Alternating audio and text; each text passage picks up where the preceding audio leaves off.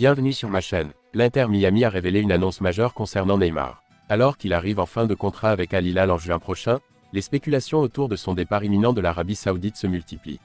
Avant de continuer, prends le temps de souscrire et appuyer sur la touche de notification pour les futures vidéos. Le président de l'Inter Miami a récemment formulé une déclaration significative concernant l'avenir du joueur brésilien. Neymar Jr., âgé de 32 ans, envisagerait-il un départ d'Al Hilal après avoir disputé moins de 10 matchs en signant un contrat de 2 ans avec le club saoudien pour une somme approximative de 90 millions d'euros?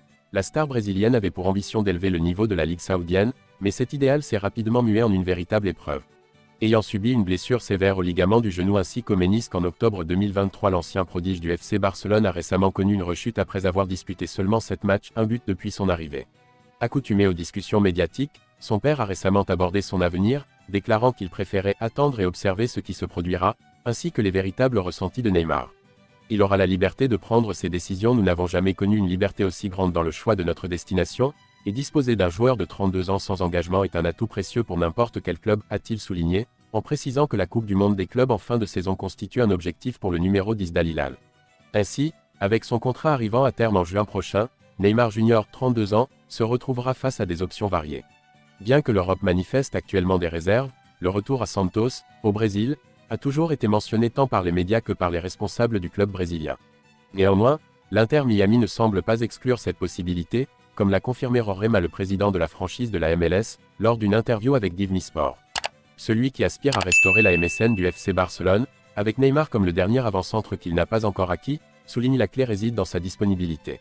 Il est désormais un membre de l'équipe d'Al Hilal. Il n'est pas à notre disposition. J'ai toujours affirmé que notre ambition est d'attirer des joueurs de premier plan au sein de notre équipe, a-t-il précisé, selon des déclarations rapportées par Sport. Nous rencontrons de nombreuses limitations et restrictions concernant le personnel, pourtant notre budget demeure sans limite. Nous possédons de grandes aspirations. Si l'occasion se présente d'acquérir un joueur de l'envergure de Neymar, nous n'hésiterons pas à franchir le pas.